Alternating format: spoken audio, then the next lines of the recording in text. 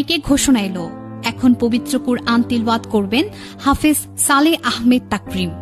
ঠিক সেই মুহূর্তে জোবাইদা রহমান তারেক রহমানকে ফিসফিস করে বললেন, মেয়ের মাথায় ওড়না দিতে বলো, এখন কুরআন তিলাওয়াত হবে।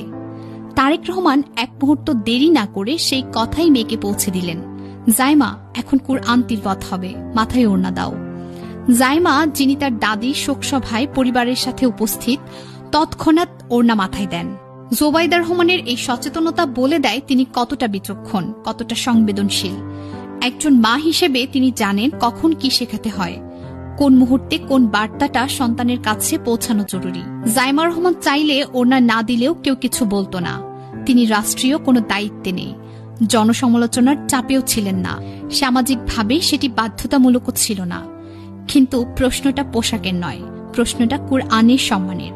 এই পরিবারটি জানে পবিত্র কুরআন তিলাওয়াত শুরু হওয়া মানেই পরিবেশ বদলে যায়। তখন শালীনতা শুধু বাহ্যিক নয়, এটি হয়ে ওঠে ঈমানের বহিঃপ্রকাশ।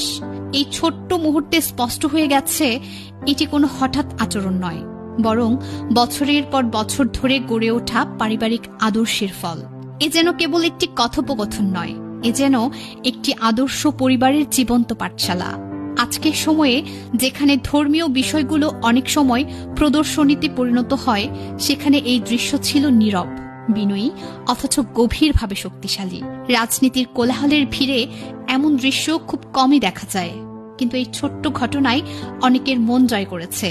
কারণ এখানে ছিল না কোনো নাটকীয়তা, ছিল শুধু ঈমান, শালীনতা আর পারিবারিক শিক্ষা। এমন দৃশ্যই মানুষকে মনে করিয়ে দেয় কিছু পরিবার রাজনীতির বাইরে গিয়েও নিজেদের মূল্যবোধ দিয়ে আলাদা করে চিনিয়ে দেয়। জিয়া পরিবার আজও আমাদের সামনে এক অমর আদর্শ রেখে গেছে, আল্লাহ ভীরুতা, শালীনতা, পারিবারিক ঐক্য এবং মূল্যবোধের প্রতি অঢল নিষ্ঠা। বেগম জিয়ার জীবন ছিল লড়াইয়ের, তার মৃত্যুতে শোকের, কিন্তু তার পরিবারের এই ছোট্ট কাজটি আমাদের শেখায় সত্যিকারের মহত্ব লুকিয়ে থাকে সাধারণ মুহূর্তগুলোতে। জোবাইদা রহমানের মতো মা, যিনি সবচেয়ে কঠিন সময়েও মেয়ের জন্য ধর্মীয় দায়িত্বের কথা মনে করিয়ে দেন। তারেক রহমানের মতো বাবা, যিনি তাৎক্ষণিকভাবে সেই বার্তা পৌঁছে দেন। আর জাইমার মতো নতুন প্রজন্ম, যারা এই শিক্ষা গ্রহণ করে এই 3 প্রজন্মের সমন্বয়ে গড়ে ওঠা একটি পরিবার যেন বলছে, ধর্ম নয় শুধু রীতি, এটি জীবনের প্রতিটি শ্বাস। এই দৃশ্য আমাদের হৃদয়ে চিরকালের জন্য একটা আলো জ্বালিয়ে রাখবে। এটি আমাদের মনে করিয়ে দেবে যে জীবন যতই অনিশ্চিত হোক, মূল্যবোধ যতই চাপে পড়ুক, যারা আল্লাহকে ভয় করে তারা কখনো হারায় না। শান্তিতে থাকুক বেগম খালেদা জিয়ার আত্মা।